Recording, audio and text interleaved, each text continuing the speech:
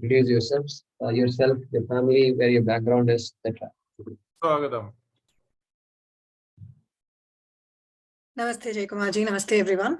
I'm Archana. I live in Chicago. I have two children. I have a daughter, she's 12. My son just turned 7.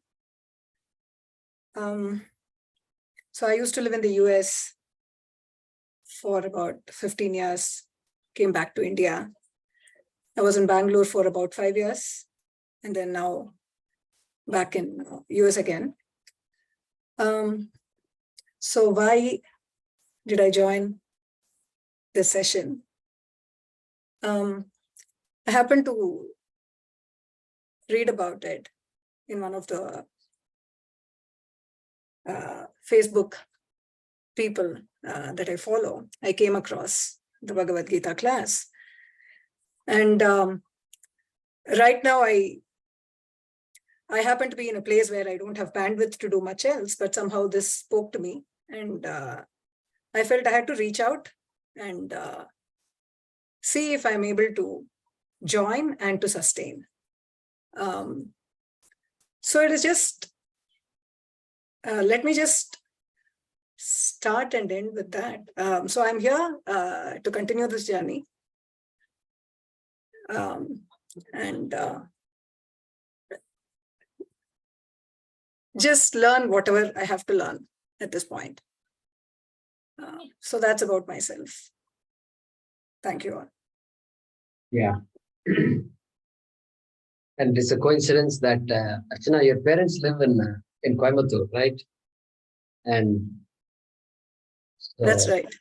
That's right. So I was that connection was also, it spoke to me because I'm a native of Coimbatore. And when I came to know that Jaykumarji was living in Coimbatore and these classes were all getting organized from that, there was a connection. And I have visited Arshavidya Gurukulam as a child myself. In the apartment that we were living, a couple there were part of the ashram. They used to make weekly visits. And once they organized a trip for all the residents of the apartment, they said, you all should come to this ashram. So they took us all there. We were all like very small children at that time. And I still distinctly remember there was one particular Swamiji who told us all very interesting stories. And there was wonderful food. Those are the memories I'm getting. And then there was also a session with senior Swamiji, with all the adults. And we felt very privileged to be part of that group. I mean, a couple of us were asking very important questions that, and he indulged us and all of that. So that was a very fond memory.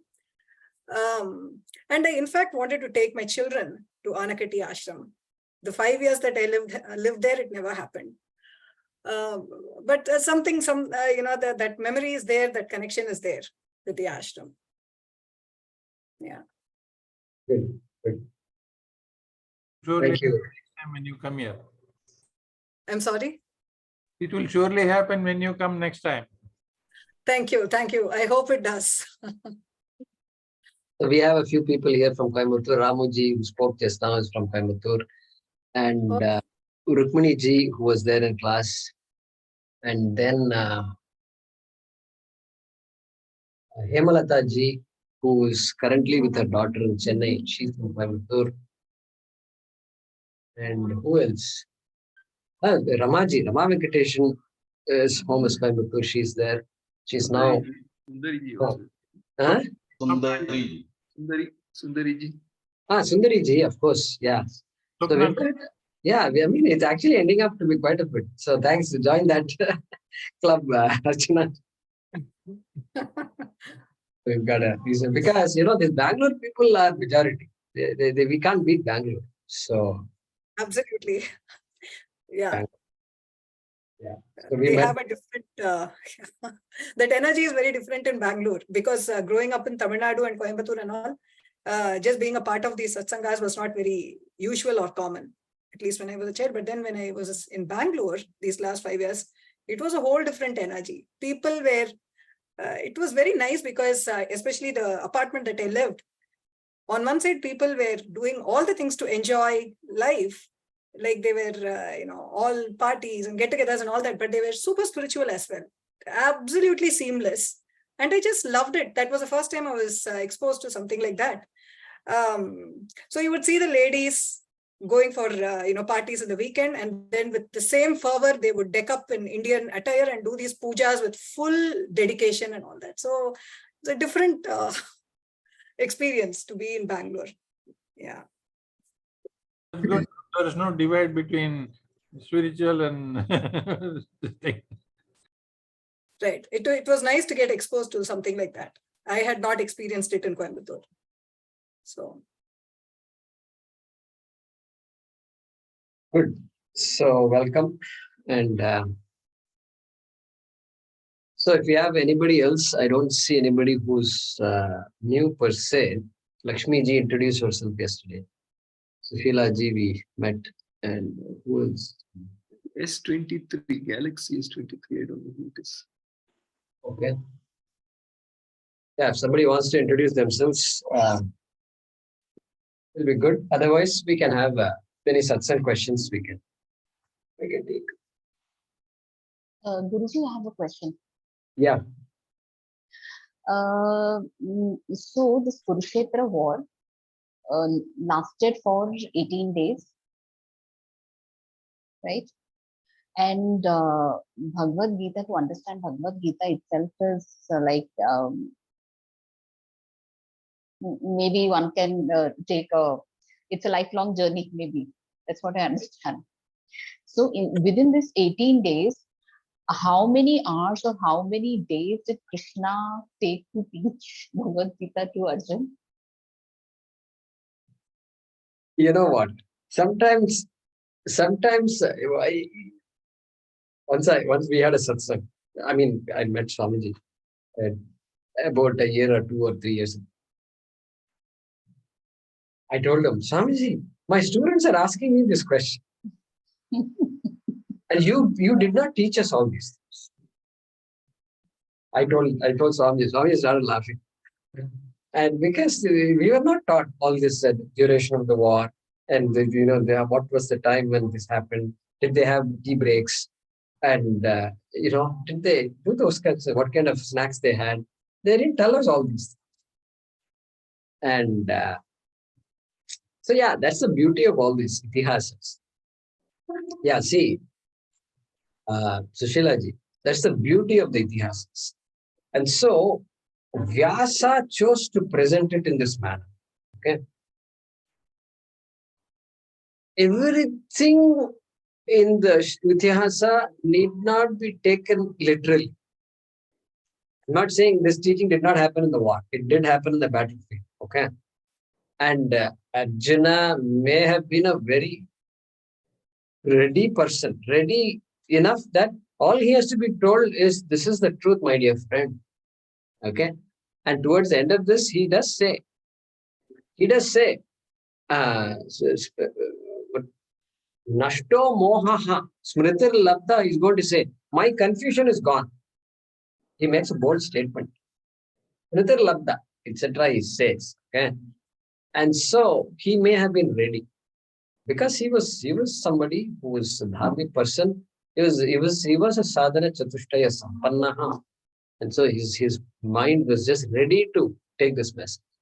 So it is possible for him to have just heard this, and questions came one after the other, and satsang and class happened at the same time, and then continuously, and then game over. And then ready to fight. I'm ready to fight now. Okay, it could have happened. But if you suppose you go to Ramayana, and suppose your son or daughter or somebody asks you, a child asks you, how can a man have 10 heads?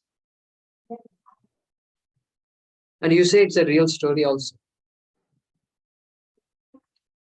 Now, this is going to throw off many parents, right? And that's when we start telling them, shut up. It's a very sacred story. Listen, don't ask questions. But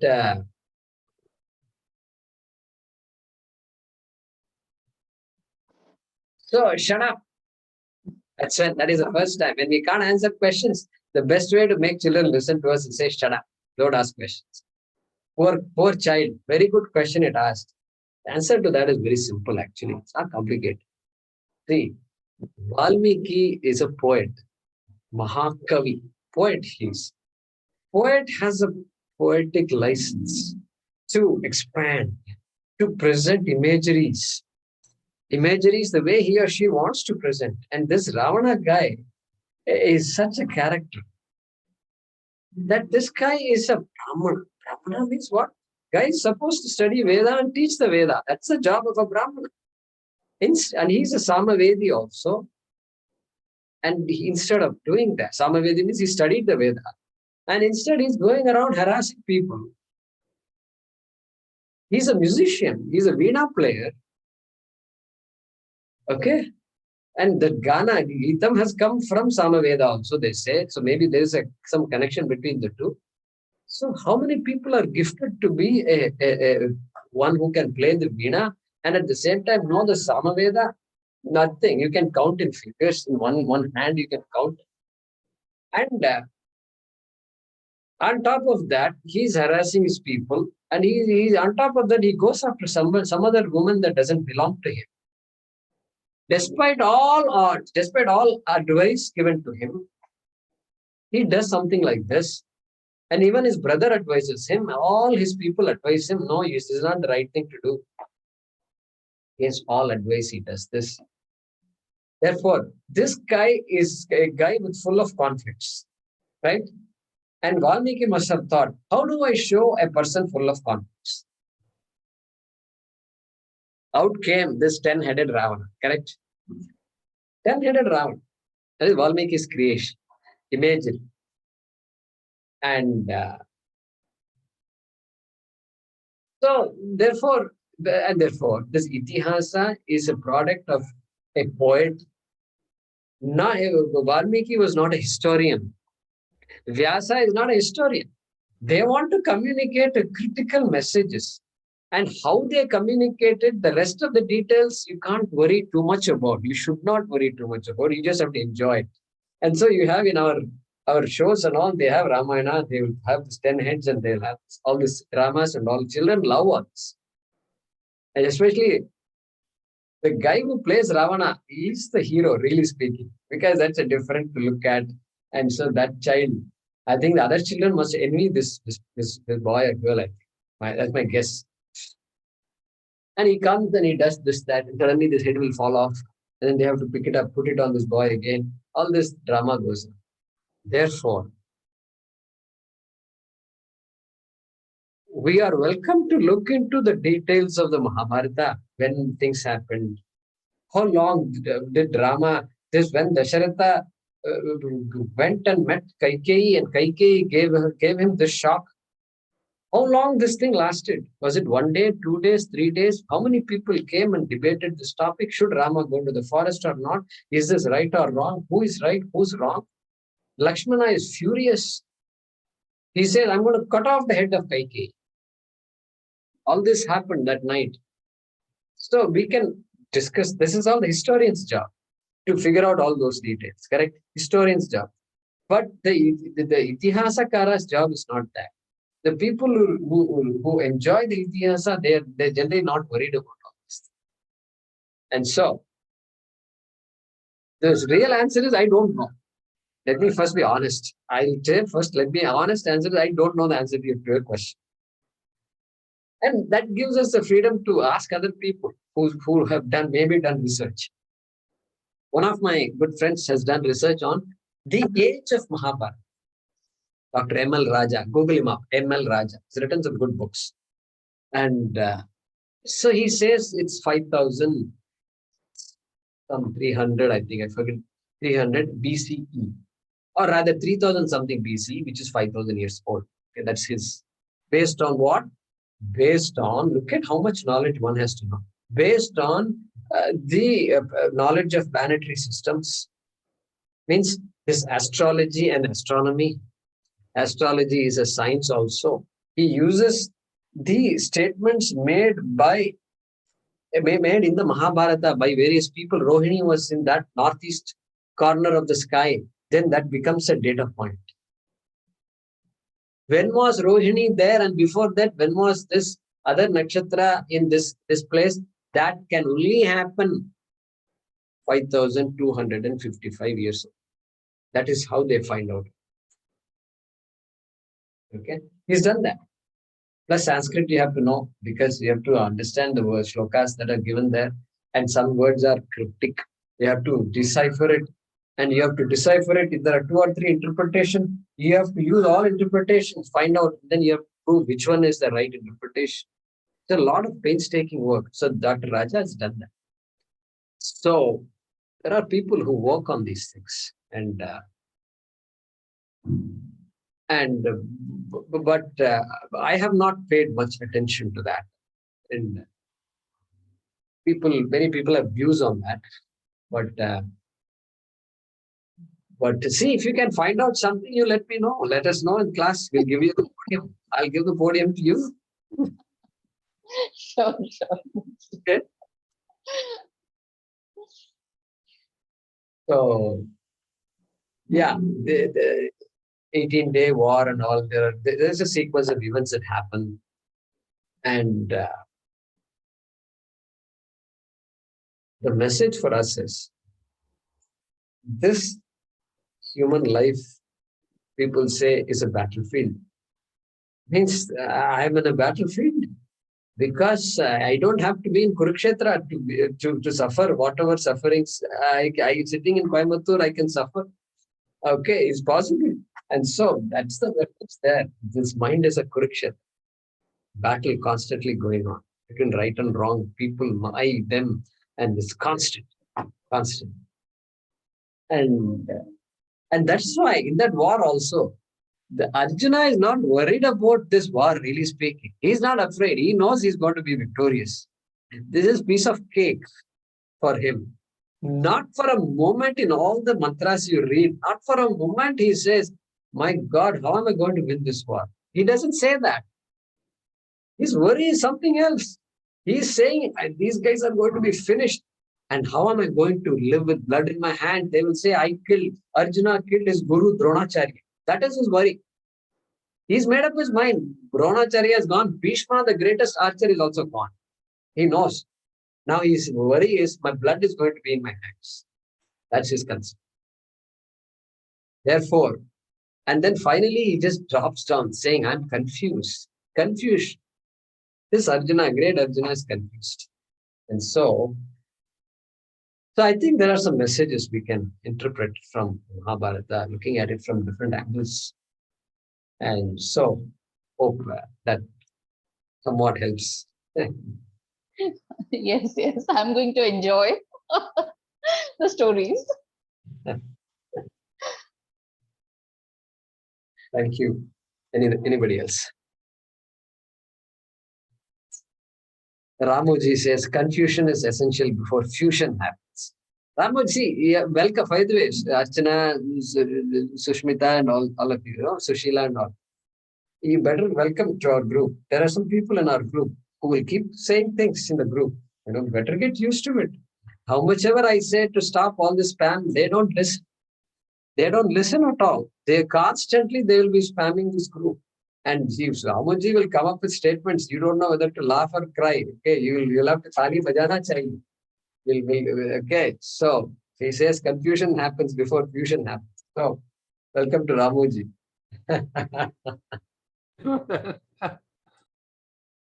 So anything else?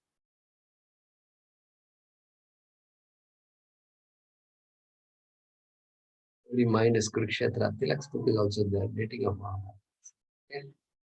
Study group Sunday 7 p.m. IST. Saturday 7 p.m. IST. Vaidyaji. We'll send an announcement in the WhatsApp. Good. So we'll conclude with this and resume. Tomorrow we have Kathoparishad class in the morning and then meet on Monday morning IST for this. Thank you. Om Namo Bhagavate Vasudevaya Dhanvantaraye Amrita Kalasha Hastaya Sarvamaya Vinashanaya Trailokyanataya Shri Mahavishnave Namaha. So this mantra we started chanting during the Corona